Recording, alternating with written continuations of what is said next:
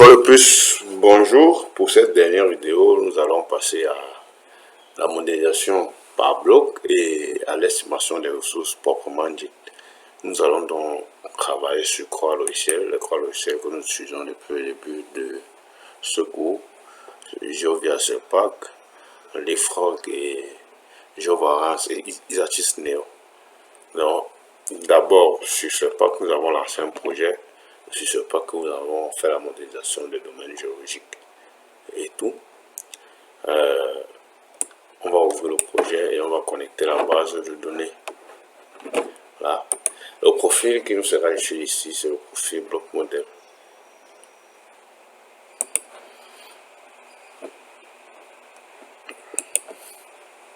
Et donc là, on va dans l'onglet bloc modèle, on peut créer un nouveau bloc modèle. On va appeler ça un bloc D4 qu'on va appliquer. Là, on va nous demander quelles sont les coordonnées. Alors pour les coordonnées, on va simplement prendre, on va aller chercher les strings, les segments de D4. Ici, D4, bon, comme on a fait, qu'on va mettre. Et donc, on ne va pas faire un bloc exact, du coup, on va diminuer que 2024, 224 ici. Là, le minimum, on va diminuer là à 15. Là, on va le mettre à 94. Maintenant, au maximum, on va juste augmenter. Plus 1. 10 ici. Là, 8. Et là, on va mettre à 467. Comme taille de bloc standard, on va choisir la taille 25 x 10. Dans le cours, vous allez voir le choix de la taille de bloc ne se fait pas au hasard. Il y a tout un processus qu'on utilise pour la taille, le choix de la taille de bloc. Ça peut dépendre du minerai, de la méthode d'exploitation, du type de mine qu'on va mettre en place et tout. Donc là, on va valider. On ne va pas toucher. En fait, on ne va pas toucher ici, mettre ni un pendage, ni un azimut. Et là, on nous dit que 1050 blocs seront créés. On va donc créer. Quand on crée, le bloc vient là. On peut cliquer sur display pour l'afficher. Là, on a un bloc vide. C'est ce qu'on va appeler le bloc modèle vide. C'est à ce bloc modèle dont on va ajouter les contraintes. Première contrainte qu'on va ajouter, on va détailler d'abord en fonction de la topographie. Pour voir l'impact de la topographie, on peut le mettre là, vous allez voir que plusieurs éléments du bloc sont au-dessus de la topographie. Donc, on va venir ici et on va ajouter une nouvelle contrainte. On va choisir DTM. On va choisir le fichier DTM. On va voir ça, il faut qu'on enregistre cette topographie en DTM. On va appliquer, on va ajouter.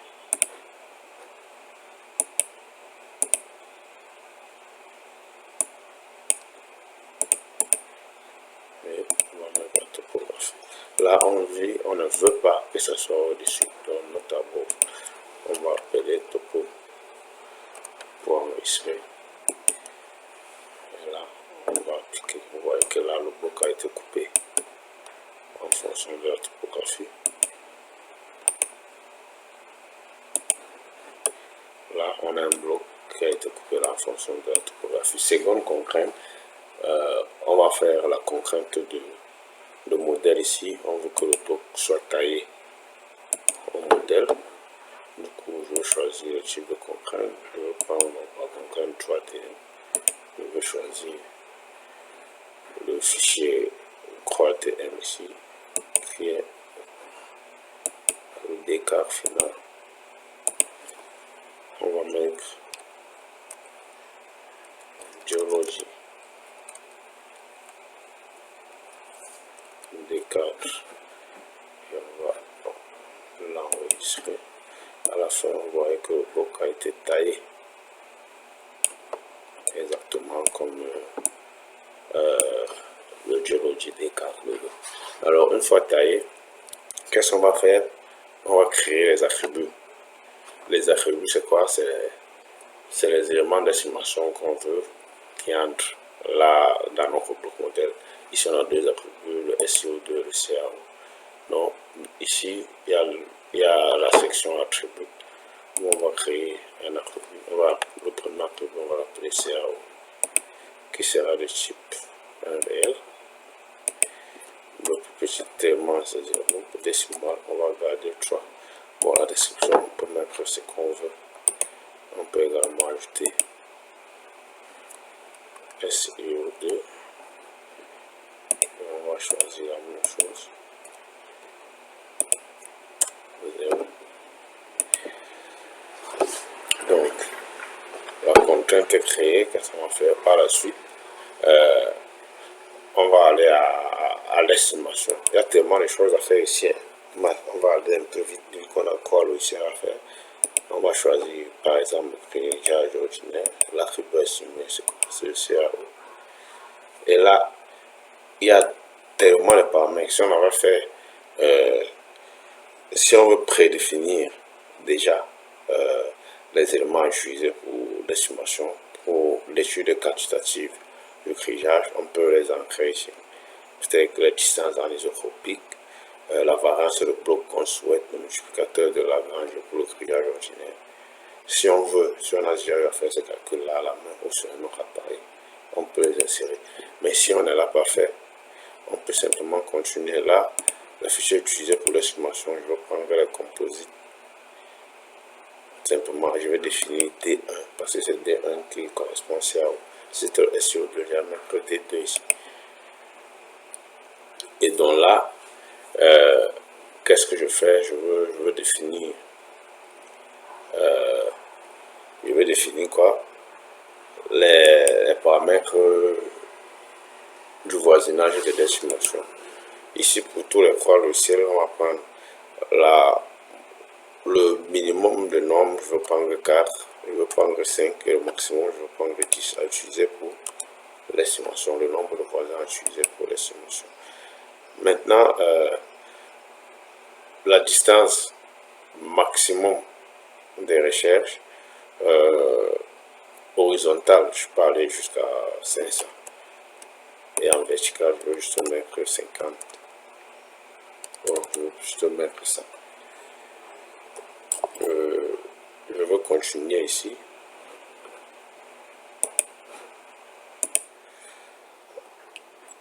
Donc, ici, vous vous rappeliez qu'on avait fait des captures quand on a fait l'analyse variographique. On peut revenir dans le dossier. Et on va chercher cette capture-là. On va essayer d'ouvrir l'image. On avait ici Bering 319,49.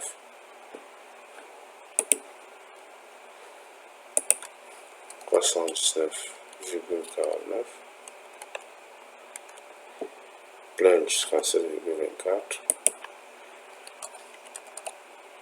et le bandage ici 27,3. Les ratios, je pense qu'on n'avait pas calculé un ratio. On peut voir l'ellipsoïde là. On peut voir l'ellipsoïde d'estimation ici.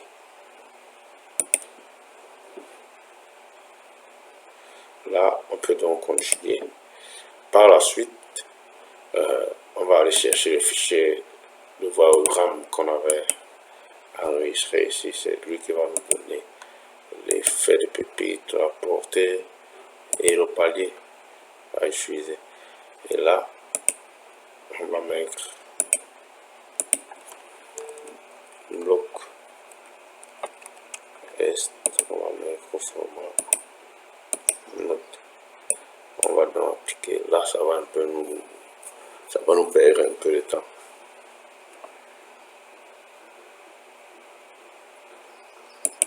Ok, quand on finit dans l'estimation, on a le fichier note, on a enregistré qui sort avec tout son rapport en fait. Il nous donne même une variance sur le bloc qui est très minime ici à moins 8,54 exposant 15. Donc, on peut afficher dans le bloc estimé ici en faisant une coloration par attribut. On va choisir CAO, on va faire un scan et on va appliquer là. Donc on va voir que le bloc modèle final en fonction du CAO est signé. La légende est disponible là.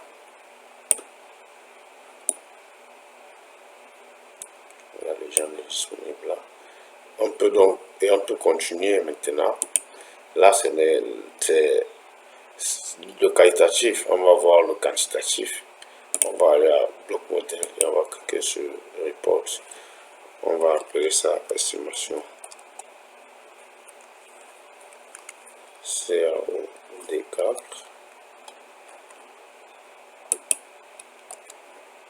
Et je vais mettre ça en CSV. Donc ici, on va dans l'attribut qu'on va estimer. On va le choisir, c'est le CAO. Ici, qu'est-ce qu'on va faire? Ici, on demande la densité. La mesure de la densité ici, c'est fait par plusieurs manières, mais il y a une opération précise d'analyse de densité qui est effectuée. Et cela ne se fait pas simplement comme ça, en fait. Il y a un ensemble d'opérations qu'on effectue avant de déterminer quelle est la densité. La densité est calculée en fonction des différentes couches traversées.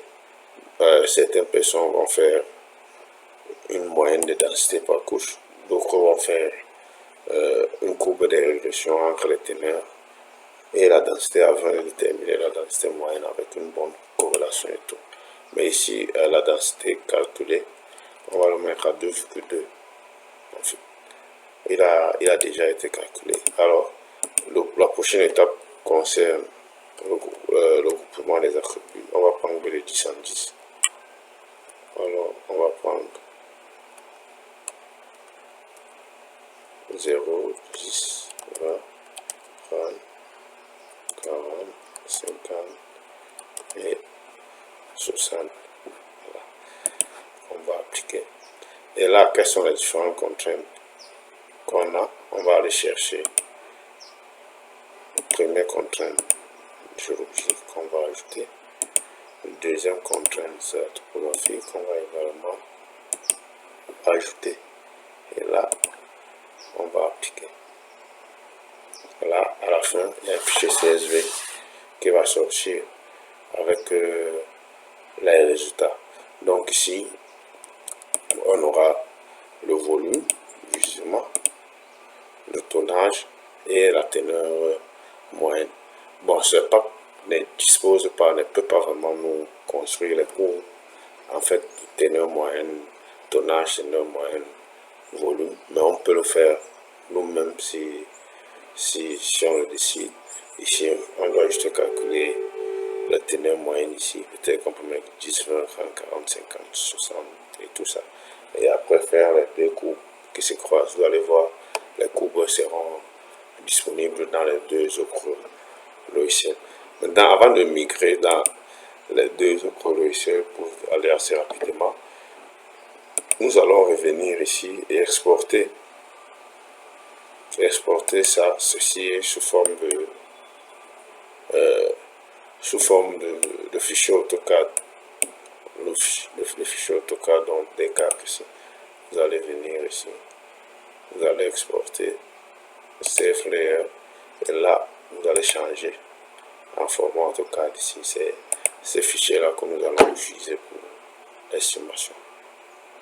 Donc on va donc continuer avec le prochain logiciel qui est Isatis Neo.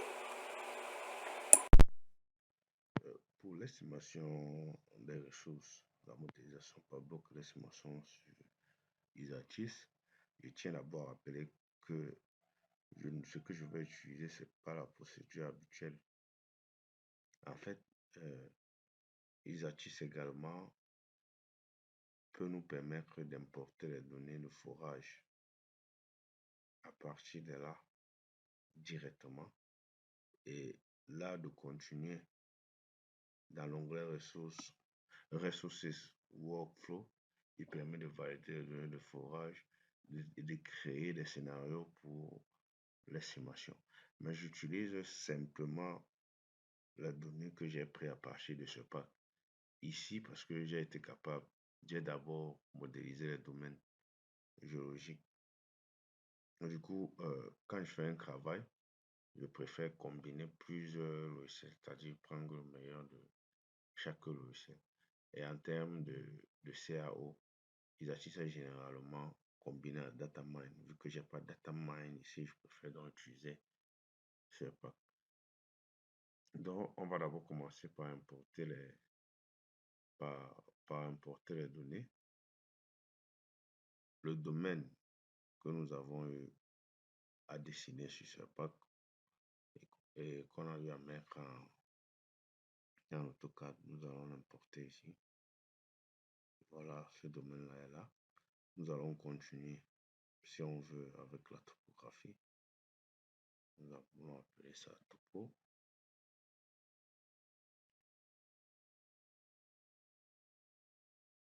Nous allons mettre notre couleur.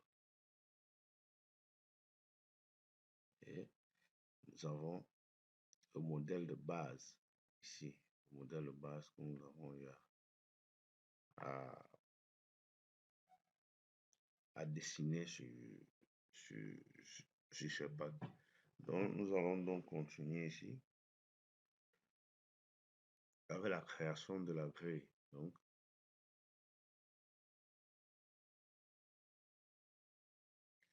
on va créer une grille 3D à partir de D4. Ici. Bon, pour la grille, nous allons donner une taille, même de 25 x 10. Là, on aura 40 x 68 fois 12 éléments et nous allons appeler cela bloc. Bien, grille du domaine 4 que nous allons créer. Maintenant, si nous mettons cette grille-là, nous allons nous rendre compte qu'elle est full. En fait, nous avons besoin maintenant de la ramener uniquement à la minéralisation. Donc, sur Isatis, il y a ce qu'on appelle les sélections. On va aller créer une sélection ici. À partir d'un fichier AutoCAD, nous allons sélectionner le fichier D4 pour le domaine 4. Nous allons le mettre dans la grille D4 et nous allons mettre un nouveau nom. Nous allons mettre sélection D4.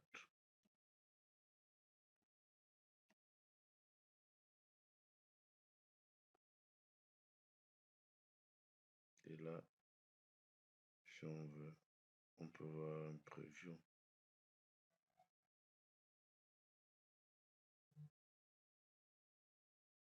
Ok, là, ici, on peut voir, c'est vrai qu'on ne peut pas, mais à l'intérieur, vous voyez les petits crêpes bleus. En fait, les bleus signifient ici que c'est la zone sélectionnée, qui signifie que en fait c'est notre grille et tout ce qui est rouge, c'est ce qui ne l'est pas. L'étape suivante, ici on va un peu aller vite, concerne l'estimation même. Vu que nous avons déjà eu à faire les varogrammes dans la vidéo 5, je pense, dans la vidéo 5, concernant les analyses varographiques et statistiques. c'est ce variogramme-là, on peut donc diffuser ici, vu que le variogramme a été fait suivant le domaine 4. On va donc venir simplement ici et faire une interpolation. Faire une interpolation, c'est un crigeage. Ce variogramme, c'est celui qu'on appelle CRO. Ici, vous voyez bien qu'il est fait à partir de composites qui sont là. Donc, on va choisir la table qui est la grille, spécifier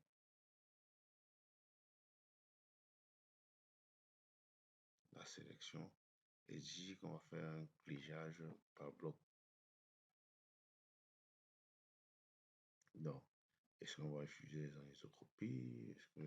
Est-ce que ça dépendra de vous ici, ça dépendra des études effectuées. Alors là, on dit, on va discrédiser en 25, 25, 10, oui, c'est la grille. On va mettre le suivant. Ici, on arrive à ce qu'on appelle le QKNA, le Quantitative Reasonable Analysis. Donc, il va nous permettre ici de voir l'impact, en fait, l'impact de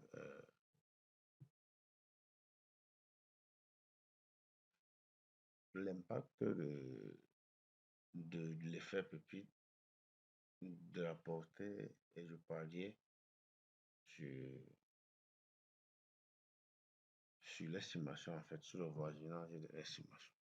Donc ici, comme dans la vidéo précédente sur AGIS, on peut faire cette analyse-là. Là, on a l'ellipsoïde ici avec les trois portées, correspondant aux trois variables modélisées. Là, si ça nous arrange, je peux continuer. On a pris assez de temps. Et donc là, qu'est-ce qu'on nous dit? Qu'est-ce qu'on va afficher? On peut calculer la valeur du clivage, les cas types et la variance. Là, on peut donc cliquer sur Run. Et on dit que c'est la tâche terminée. En fermant ici, on peut désactiver. Et là, on aura notre modèle par bloc.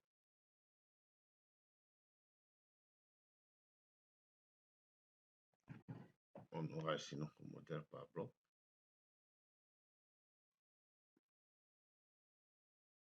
C'est-à-dire le gisement qui a été modélisé là.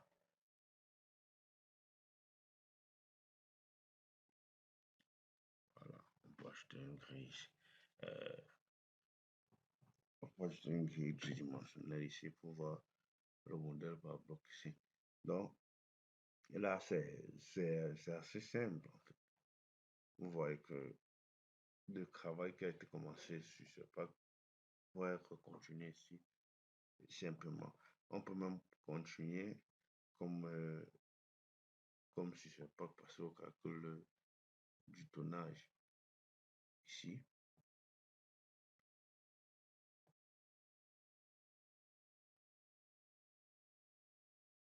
En sélectionnant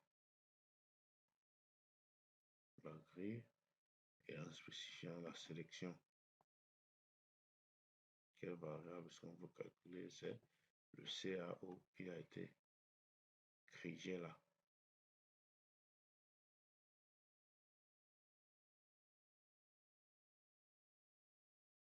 Là, on nous demande de spécifier comme si ce pack la densité. Si ce pack on avait 2,2,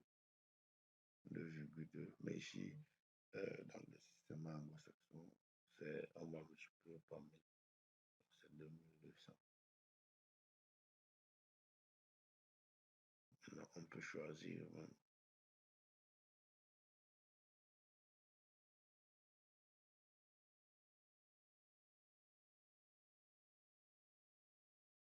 Alors, j'ai déjà mis ça.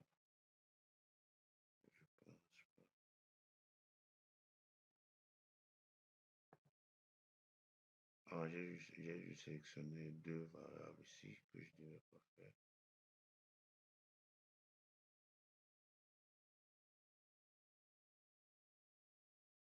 Ok, là, on peut classer les courbes. Là, directement, on a plusieurs courbes ici. La courbe teneur de coupure, tonnage. Teneur de coupure, tonnage. Je pense que vous avez tellement appris ces courbes. Vous avez vu ces courbes pendant le cours théorie des lames. Donc, on a les différents courbes ici, tonnage, donc la teneur de coupure, teneur de coupure, teneur moyenne et tout. Et c'est le croisement de ces deux courbes qui va nous donner quoi la teneur de coupure théorique ici. Donc, on peut exploiter ces courbes ici.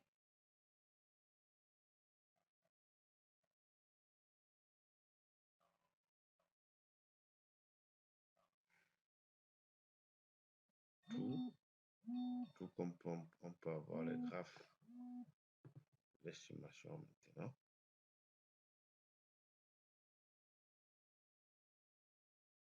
Je pense pour bien voir les graphes, on peut les exporter et revenir ici au rapport.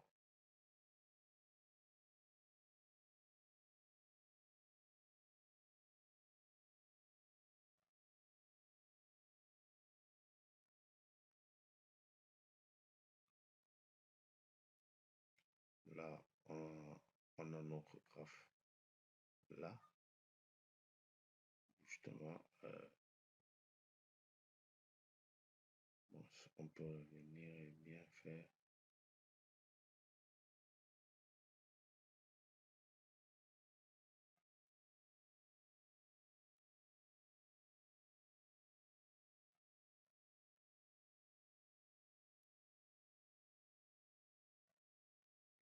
Et par nouveau, je peux calculer tout ça. Je veux J.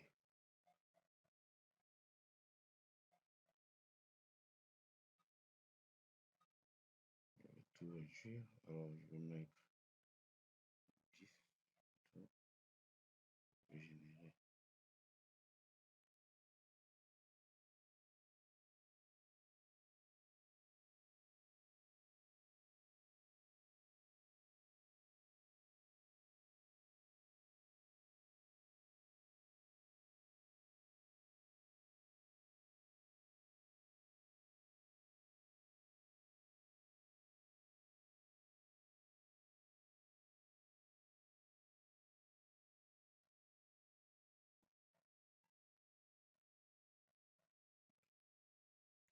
Là, ça sera un peu plus fluide. On va juste choisir, on va pas séparer, on va choisir tout. Ici, là, on a le tonnage en deuxième, la teneur de coupure. On a la quantité de métal, le volume, etc. Donc, s'il faut extraire, c'est que cette partie-ci qu'on va extraire. On va tout prendre. On va tout prendre et tout. Et là, on peut donc estimer quelle est la quantité de gisement. Donc, je pense que pour Isatis Neo, c'est bon. Pour celui qui va approfondir, on a tellement sauté les étapes telles que l'analyse de la densité, qui est une autre étape primordiale. On a tellement sauté les étapes. Mais on peut le faire, en fait. Pour celui qui a des problèmes, je pense qu'il peut me contacter. On va continuer, il n'y a pas de souci. Le troisième logiciel utilisé ici est l'IFROC. Nous allons ouvrir l'ancien projet. En important aussi la topographie que nous avons fait lors de la deuxième vidéo.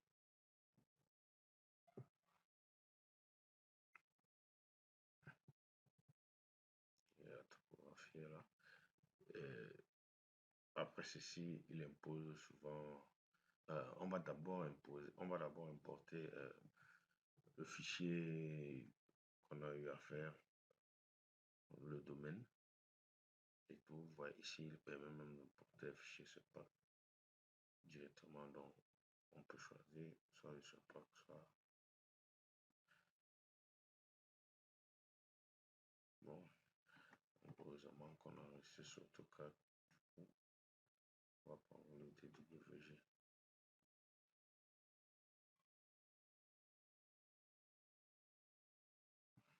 Et là, on peut le mettre, vous allez savoir qu'il va se mettre directement en dessous de la topographie. Là, il exige d'abord un modèle géologique. Là, on va donc créer le modèle géologique et on va prendre comme unité le domaine. Et là, le modèle doit être fait en fonction de D4. On va appeler le modèle GM simplement. Et là, il nous demande soit de modifier les extensions, soit d'utiliser la topographie. Je préfère simplement utiliser les extensions de la topographie.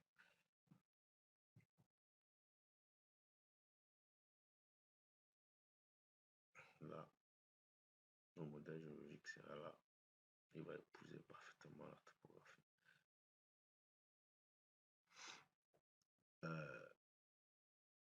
Autre étape, ici, c'est les estimateurs. Je pense qu'on l'a déjà fait. Là, on va quand même prendre les estimateurs et l'élément estimé sera le CAO.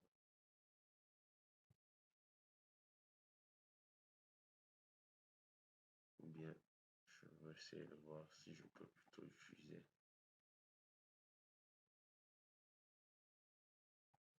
Je vais créer un estimateur.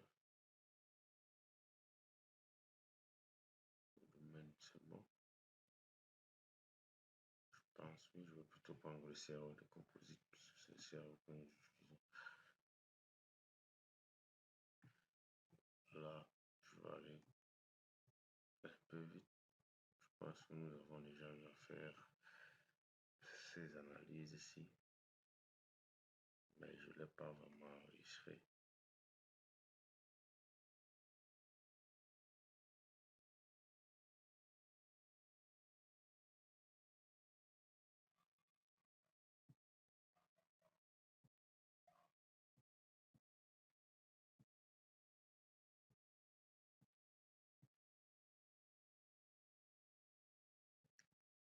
Voilà.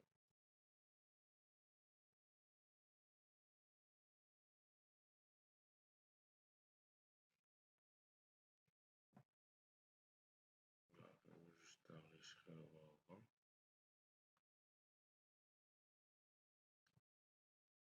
Là, quand on finit, il exige un estimateur. Donc, on va créer un estimateur ici pour accrégeage. Accrégeage, on dit simple ordinaire. On va choisir un accrégeage ordinaire. On peut même visualiser l'ellipsoïde qu'on a eu à construire là.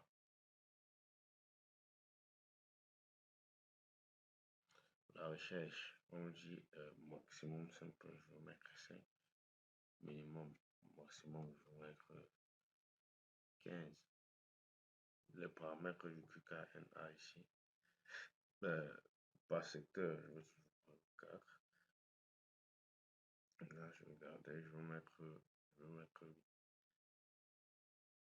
Et en sortie, on me demande qu'est-ce que je veux. Je peux prendre la moyenne, la valeur moyenne. Je peux prendre aussi la variance, autant pour moi. Bon, il y a tellement de trucs. On a l'histogramme ici, on peut même découper. Donc, on a un estimateur. C'est assez simple ici, elle compose au progressif. Donc, on peut donc créer le bloc modèle. Détail 25, 25, 25, 10. Où on va le mettre en bout. Et là, comme évaluation, on peut ajouter le modèle géologique. On peut ajouter l'estimateur. Là, on va attendre que le modèle se crée.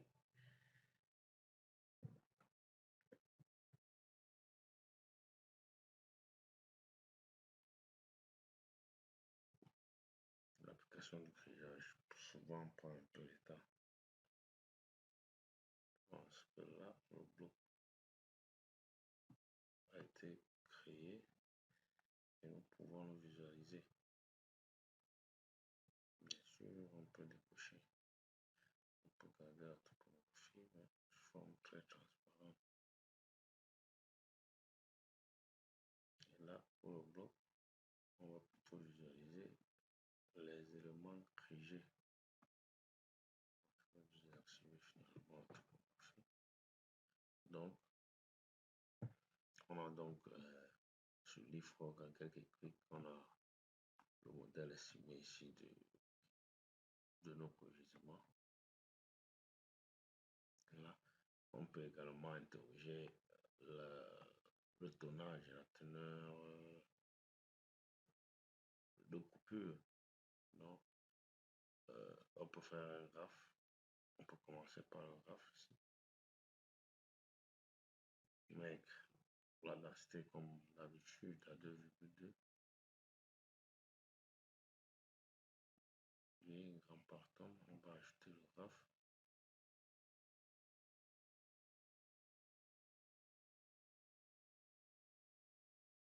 Glissement, on va juste prendre les éléments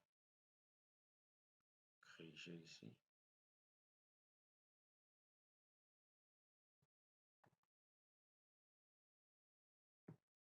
Et là, on aura donc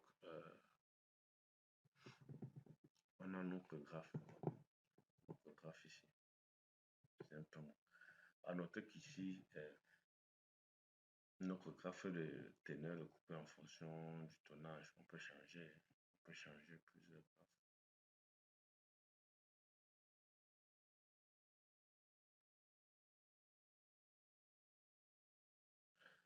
Et là, qu'est-ce qu'on va faire? On peut soit exporter ceci sous forme d'image PDF, ou bien on peut même copier les données simplement ici. Ouvrir un fichier Excel. Ici, c'est plus pratique.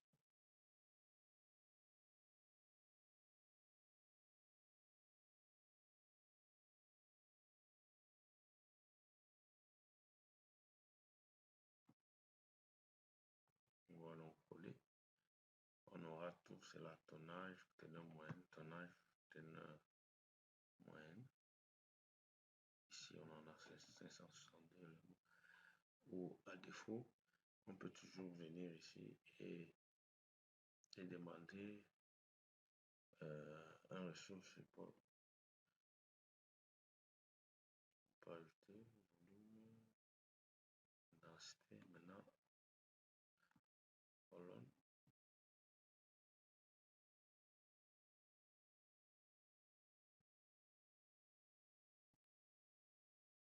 Les unités, on peut choisir sans pourcentage.